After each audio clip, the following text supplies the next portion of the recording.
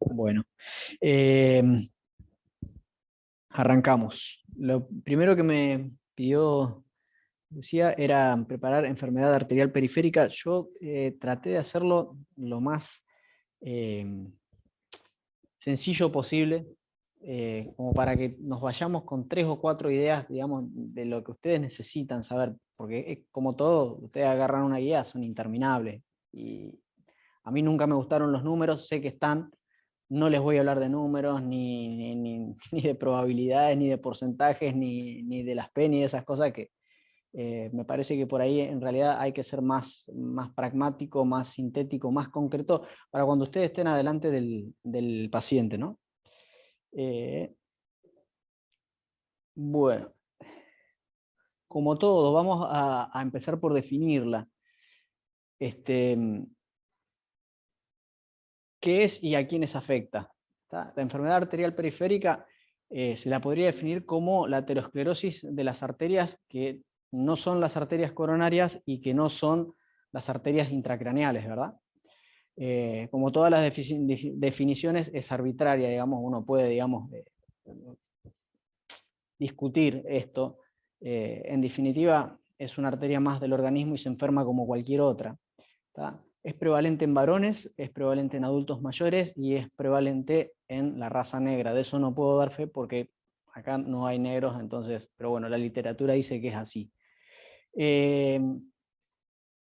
Algo importante de lo que es la enfermedad arterial periférica es entender que cuando ustedes están frente a un paciente vascular, como se le dice en los sanatorios o en los nosocomios, es un combo, no viene solo. O sea, hay enfermedad periférica, pero hay enfermedad cerebrovascular y hay enfermedad de arterias coronarias. Es el paciente que las tiene todas, o sea, ya pasó por las otras etapas, entonces hay mucha coexistencia entre las enfermedades y que tiene 2 consecuencias fundamentales. Primero, que altera la calidad de vida, ¿tá? Y segundo, porque aumenta la morbimortalidad. ¿Tá? Así que eso es para tenerlo presente. Eh, Ustedes verán ahí que yo les puse factores de riesgo para aterosclerosis.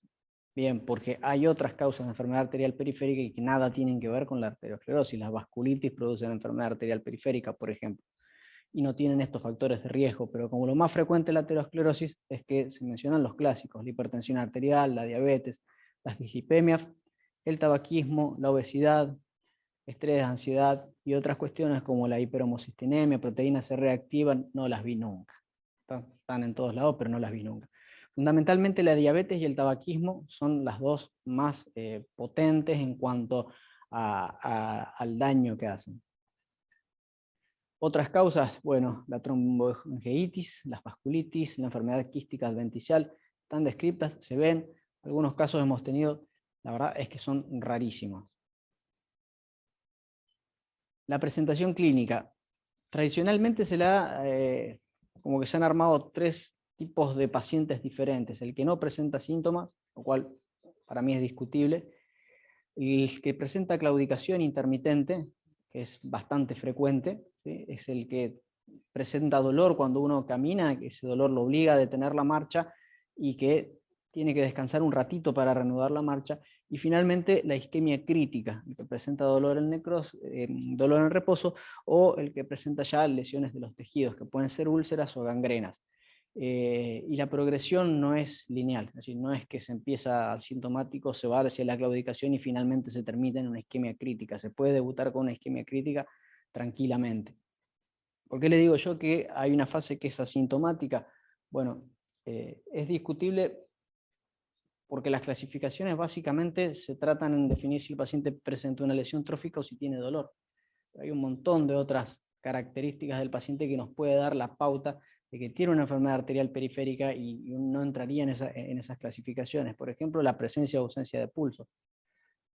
Uno puede tener un paciente diabético que no presenta una isquemia crítica, que no es claudicante con la marcha, busca los pulsos y no los tiene. Bueno, es un indicador de que tiene enfermedad periférica. La piel se reseca, la piel se atrofia, las faneras pierden los pelos, el vello corporal, por ejemplo, las uñas empiezan a mostrar fragilidad, pierden esa transparencia que tienen. La masa muscular, son tipos que si ustedes lo ven, se atrofia la masa muscular de las piernas, fundamentalmente la pantorrilla. ¿Tá?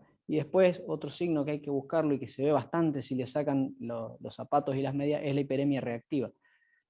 Tienen los pies colorados, con la posición en declive, pero si se los levantan, absolutamente pálidos.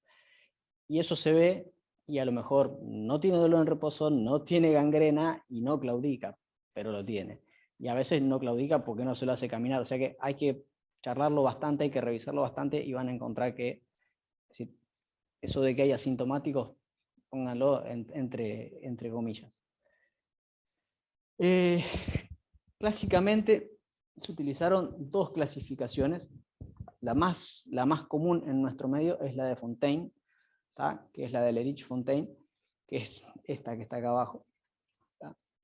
Que tiene algunos puntos que también son discutibles. Hay una un poquitito más completa, que es la clasificación de Rutherford. Se puede establecer, digamos, una equiparación entre las dos clasificaciones, y a mí lo que me parece importante y que se lleven como concepto es intentar eliminar el tema de los metros que camina la persona como una forma de encasillarlo en un grado, ¿no? Más vale preguntarle si eso que camina le sirve o no le sirve para desempeñar su vida diaria. Porque a lo mejor a una persona de 90 años, 150 metros le resulta suficiente, pero un tipo de 40 no. Y sobre todo si uno lo piensa en función al trabajo que está desarrollando o a lo que se dedica. Entonces, eso por ahí, más bien dividirla entre invalidante o no invalidante. Es por ahí lo que se propone en otras, en la clasificación, pero en un sentido más funcional de la clasificación. Y bueno, y ahí ven que los grados y las categorías son absolutamente, digamos, equiparables entre las dos clasificaciones. Se pueden usar, digamos, la que a ustedes les gusta más. La más fácil de acordarse es la de Fontaine. En cuanto al diagnóstico, por ahí uno tiende a pensar en los métodos de análisis de examen complementario. No se olviden de revisarlo. Todo lo otro que se habló de palpar los pulsos, de ver el color, de ver las maneras, eso es importantísimo porque ya puede dar la pauta. Está algo que se usa bastante poco y que sirve muchísimo para el screening, que sirve muchísimo para determinar el riesgo cardiovascular que tiene el paciente y que sirve para hacer diagnóstico, es el índice tobillo-brazo. Y encima es absolutamente barato, digamos, como método. No es invasivo, no utiliza radiación, no utiliza contraste, lo único que se necesita es un Doppler portátil. Bueno, a lo mejor tienen un ecodoppler y es mucho mejor. ¿Está? Sí hay que tener presente que hay que hacerlo con el paciente en reposo, que hay que hacerlo con el paciente en decúbito. ¿Está? Y es un cociente entre la tensión arterial sistólica más alta en el brazo, la tensión arterial sistólica más alta en la pierna, por cada extremidad. ¿Está? Entonces, de esa manera ustedes sacan un número. Y ese número ya los va a empezar a colocar ese paciente en un lugarcito. Como limitante, ojo con los diabéticos, ojo con los insuficientes renales, tienen las arterias absolutamente calcificadas, a veces no son compresibles y el valor es alto, les va a dar un valor por encima de 1.3, no tiene valor, no sirve el índice tobillo-brazo. Existe la posibilidad de hacer el índice tobillo-brazo después del esfuerzo, es decir, se lo hace caminar hasta que desarrolla el síntoma o no, y se lo vuelve a tomar. Y si hay una caída mayor al 20% respecto del índice que ustedes tenían en el reposo, entonces eso es significativo. Y está marcando que hay enfermedad arterial periférica. Eso, por ejemplo, pasa cuando la enfermedad arterial es muy alta, por ejemplo, en el segmento aortoilíaco. Les puede dar un falso valor en reposo. Si lo hacen después del ejercicio, esa caída les marca que hay enfermedad arterial. El ultrasonido, el ecodoppler. El ecodoppler es un estudio muy bueno, no es invasivo, no utiliza radiación, brinda información anatómica, justamente por la ecografía, brinda información funcional por la función Doppler. Y ustedes saben que en función de las velocidades que se observan es que se puede, digamos, estimar el porcentaje de estenosis, lo cual ya les puede dar una idea de si eso que están encontrando digamos, es una estenosis significativa o no. Analizan velocidades, analizan espectros, les da un panorama funcional. La contrapartida depende de la persona que lo hace. tiene que estar bien entrenada. ¿Está? Así que ese es el punto débil que tiene el ecodoppler. Y combinado con el índice tobillo-brazo, es decir, prácticamente pueden manejar un paciente vascular en un montón de aspectos solamente con la información que le brindan esos dos métodos. Porque incluso sirve, por ejemplo, para evaluar cómo ha sido la revascularización de un paciente en función de lo que observan y del parámetro que tienen. ¿Está? Otro método diagnóstico que no es invasivo, la angiotomografía. La angiotomografía también es un estudio que no es invasivo, ¿está? Ya como contrapartida utiliza radiación y además utiliza contraste, con lo cual no es para todos los pacientes. Acá hay que tener presente la función renal. Si la función renal no es buena, guarda, es nefrotóxico. Ya lo saben, pero nunca está de más, digamos, mencionarlo. Y no, a propósito, yo puse esta imagen y es porque la definición es excelente en el segmento aortoilíaco y femoropopliteo, pero ya infrapatelar pierde calidad. No significa que no sirva, pero pierde calidad. ¿Está? Así que nada, tener presente esa cuestión. Angioresonancia, no encontré imagen porque no lo usamos, por lo menos en los lugares donde yo trabajo no lo usamos. No es invasiva, no utiliza radiación, no utiliza contraste, pero ojo, que no utilice contraste no significa que se puede administrar en un paciente con alteración de la función renal, porque produce fibrosis nefrogénica. Gadolinio en insuficientes renales no se utiliza. Por debajo de la rodilla es superior a la angiotomografía. Y finalmente, lo que ha sido durante mucho tiempo el gol estándar es la arteriografía. Ojo con la arteriografía, ¿está? No se utiliza para hacer diagnóstico. Si ustedes quieren saber si el paciente tiene enfermedad arterial periférica, no se utiliza la arteriografía. La arteriografía se reserva para el tratamiento o eventualmente para el que ustedes están seguros que va a necesitar tratamiento. ¿Está? ¿Por qué? Porque es invasivo, porque usa contraste, porque usa radiación y porque las complicaciones son realmente horrorosas cuando suceden. En general no sucede, pero cuando suceden y son hematomas, hemorragias, trombosis, disecciones, infecciones. ¿Está? Así que después vamos a hablar sobre este tema, pero es importante que la tengan presente. Se reserva para el que va a necesitar tratamiento. Después vemos quién es el que necesita tratamiento, pero la arteriografía no es para diagnóstico. Entonces, encaramos el tratamiento. Se supone que uno no van a recibir tratamiento los pacientes asintomáticos, deberían recibir tratamiento los claudicantes y los pacientes que padecen ya una isquemia crítica. En cuanto al tratamiento farmacológico, tiene utilidad en el claudicante. ¿Está? Rutherford 1.2, Fontaine 2. Tiene como objetivo devolverle a ese paciente la capacidad de que se desenvuelva sin limitaciones. ¿Está? De alguna manera también con algunos fármacos reducir ese riesgo cardiovascular. Pero ojo, acá la mayoría de nosotros cometemos un error, lo mandamos a caminar, no sirve. El ejercicio tiene que estar supervisado. Tiene que hacerse en una cinta y tiene que estar supervisado por un kinesiólogo, por un fisiatra. Tiene que tener un protocolo, es decir, cuánto camina, cómo camina, cuánto descansa, cuánto tiempo se va a hacer, cuántas sesiones en la semana va a hacerlo. Es decir, porque es la única manera que uno puede, primero, es la única forma que está demostrada que funciona, y segundo, es la única forma de ir comprobando el progreso que tiene el paciente. Porque si no, ¿caminó? Sí, caminó. ¿Cuánto caminó? No, camino dentro de mi casa. ¿Y cuánto caminas dentro de tu casa? No, es grande, tengo el fondo, 40 metros. ¿Y cuántas veces lo caminas? 10 veces, 400 metros. Es imposible de estimar cuánto están caminando. Por eso lo ideal sería que fuera supervisado. El problema es que no tenemos lugares a donde mandarlo para que el tratamiento supervisado. Así que por ahí es un punto, digamos, que nosotros en nuestro medio no lo tenemos desarrollado, pero es la parte más importante del tratamiento. ¿Está? Drogas. El cilostazol es el caballo de batalla de la enfermedad arterial periférica. Es vasodilatador, se utiliza en dosis de 100 miligramos, ¿está? Máximo 200 miligramos al día, Hay que tener presente que el cilostazol se administra lejos de las comidas. Si no, lo toma, pero no funciona. Entonces siempre, antes del desayuno, antes de la cena, después del desayuno, después de la cena. ¿Cuánto? 1 hora antes, 2 horas después. ¿Está? Se necesitan por lo menos 4 semanas para ver resultados y el máximo resultado al tercer mes. Bien administrado, en conjunto con el ejercicio, después del tercer mes, la distancia que no logró aumentar no va a aumentar más que eso, con el cilostazol.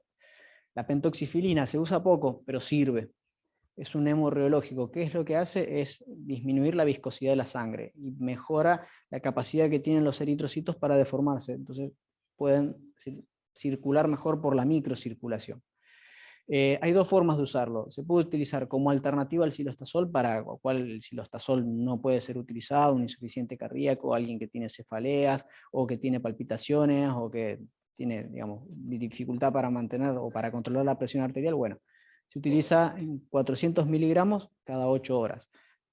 Pero además se podría utilizar como adyuvante el cilostazol, es decir, que se lo puede agregar como para que tengan un efecto, digamos, sinérgico, por decirlo de alguna manera. La dosis de 600 miligramos por día. ¿Está? La pentoxifilina irrita el tracto digestivo, se administra con el alimento, así que eso por ahí lo pueden usar como para acordarse cuál se usa en cada lugar. La aspirina. La aspirina no va a hacer que camine ni más ni menos, pero sí reduce el riesgo cardiovascular. El clopidogrel es muy común encontrar pacientes con enfermedad arterial periférica doblemente antiagregados, y la verdad es que no tiene lugar, excepto que tenga una contraindicación formal para la aspirina. Caso contrario, no se utiliza. ¿Está?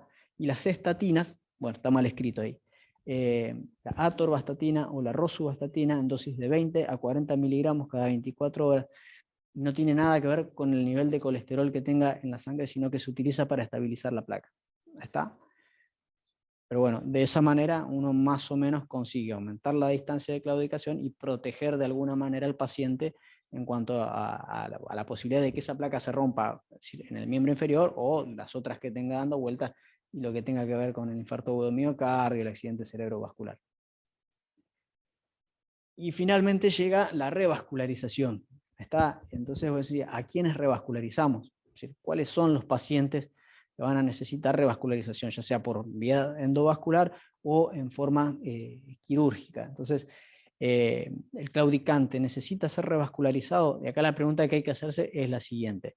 Punto número 1, si está en riesgo la extremidad, cosa que el claudicante no tiene la extremidad en riesgo, y segundo, si la distancia que camina le alcanza para desenvolverse en su vida diaria.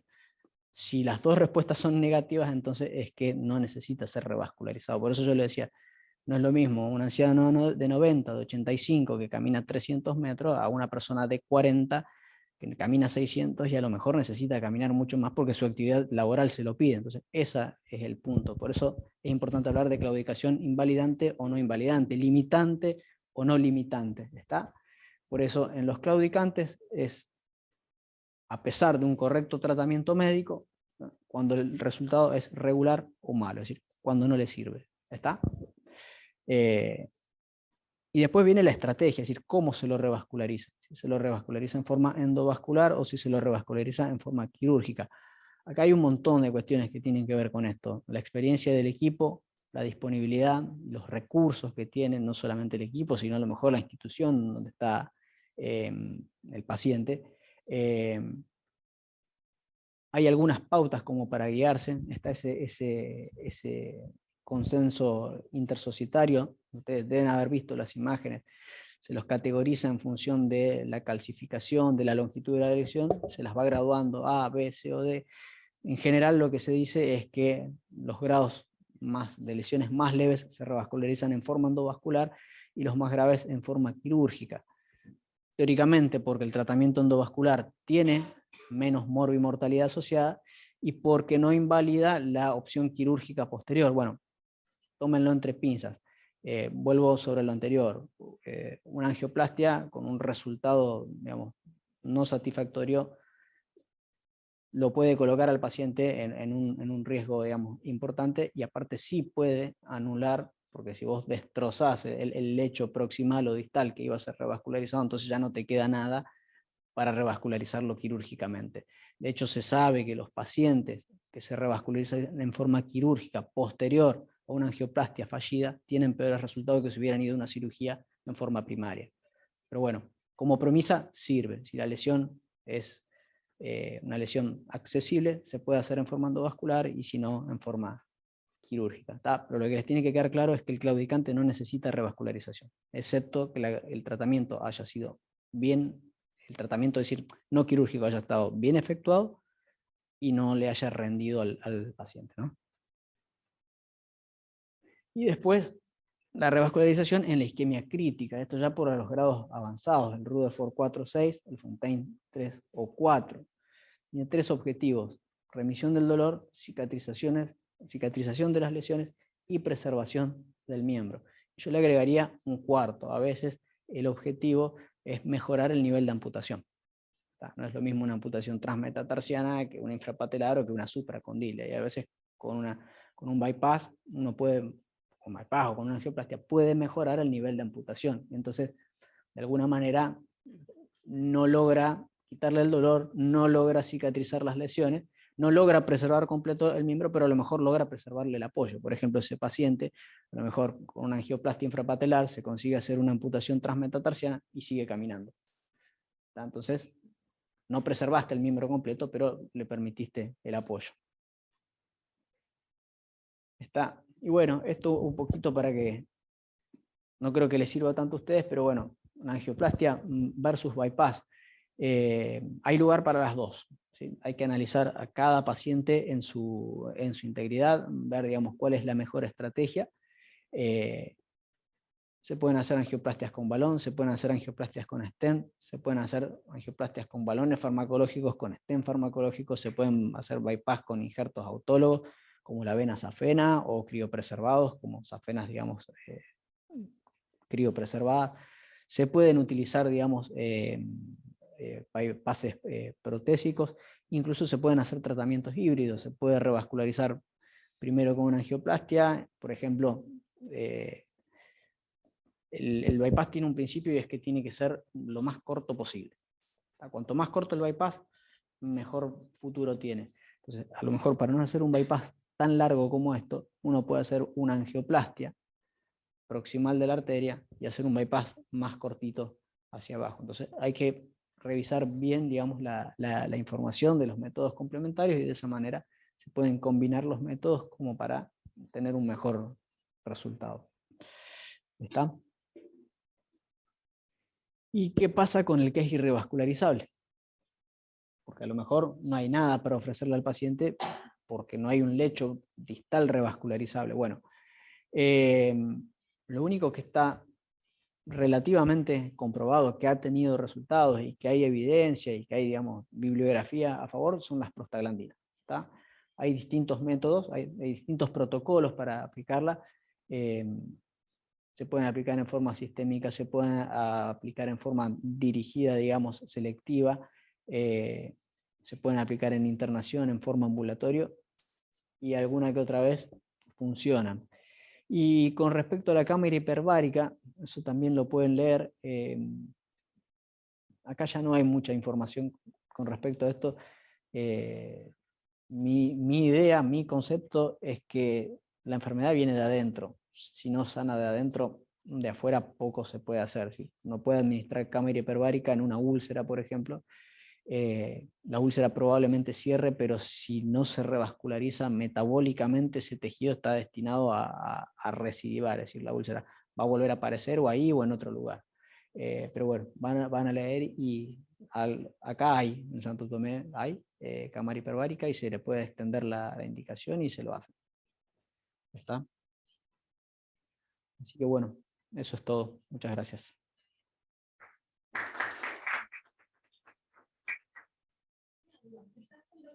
Sí.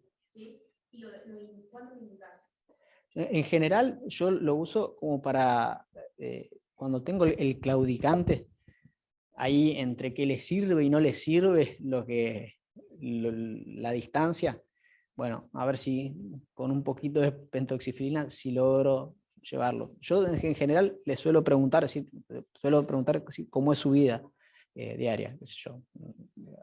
¿Qué hace usted? No, nada, me levanto, hago los mandados, voy a la farmacia.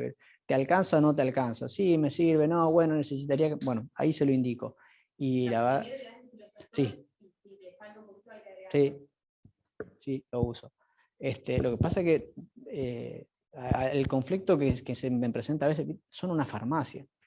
Entonces vos tenés todo lo que le dan ustedes, que ya a veces son 2 o 3 drogas, más la aspirina, más la estatina, más el cilostazol. Por ahí lo revascularizaron y tuvo una angioplastia coronaria y tiene el clopidogrel.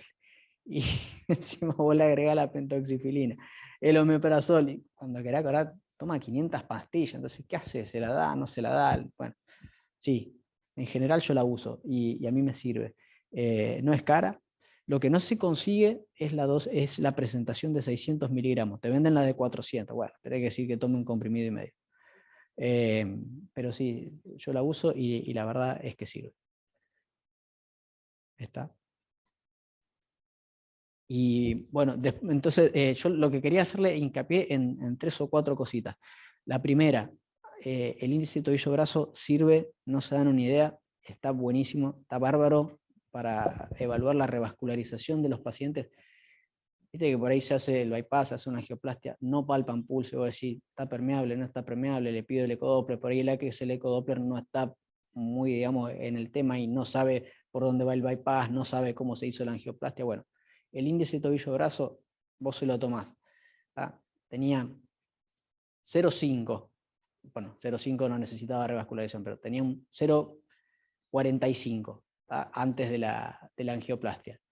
Y vos te viene con un 0,15 más en el post-angioplastia o en el post-bypass, bueno, eso es una revascularización satisfactoria. Entonces de 0,45 te pasó a 0,60, a lo mejor a vos te falta ese pulso que no encontrás y la ecografía no es contundente, bueno, ese índice tobillo-brazo te está diciendo que la revascularización funcionó. Así que úsenlo para el diagnóstico y úsenlo para el seguimiento, sirve un montón. Combinado con el ecodoppler, si tienen a alguien en el sanatorio o en el hospital que se los use, es buenísimo. Cuesta que te lo hagan, pero a fuerza de repetición vas consiguiendo y hay un día que te lo hacen automático. Ese es el primer punto. El segundo, olvídense de la arteriografía para diagnóstico. No expongan al paciente ni a la radiación, ni al contraste, ni a las posibilidades de las complicaciones. Agoten todo lo que tienen antes, la angiotomografía, el ecodoppler, el índice tobillo-brazo, háganlo caminar, denle cilostazol, hagan todo lo que quieran. Cuando ustedes determinen que ese paciente ya no tiene, es decir, de la forma en la que está siendo manejado, no va a progresar más y eso no le sirve porque necesita caminar más o porque, bueno, recién ahí pídanle la arteriografía. ¿Está? Si no, hay problemas a veces con las arteriografías. Y bueno, nada más. ¿Alguna duda más? Sí, nosotros después se los mandamos a usted, pero es importante el diagnóstico y el tratamiento, porque ya lo podemos ir haciendo nosotros el tratamiento. Absolutamente. Y tal vez un médico que tiene 200, después que se le pasa al paciente, que uno dice una cosa, entonces ya podés hacer el tratamiento, digamos, claro, y ver esta evolución. Sí, lo ideal siempre es que haya uno que le maneje todo como para que no reciba tanta información cambiada, porque a veces con las mejores intenciones, viste, vos les vas explicando y se terminan enrollando ellos mismos. Entonces, que una persona pueda manejarlo. Bueno, cuando vos determinás que el paciente necesita una revascularización, a lo mejor después el cirujano te dice, no, mirá, hagamos la prueba con esto, pero nosotros en el sanatorio hacemos hemodinamia, la hacemos nosotros, los cirujanos, y llegan pacientes, claudican a 450 metros y ni siquiera recibieron cilostazol. ¿Y para qué querer una arteriografía con este tipo? Entonces vos decís, bueno, y tenés que hacer, ¿se la haces? No se la haces, le explicás, mirá, te la hago, pero no va a cambiar a la conducta. Te voy a poner a caminar, te voy a dar cilostazol, y entonces ¿para qué me la haces? Y hay gente que te lo dice, ¿para qué vengo? Así que, nada, esa es la idea.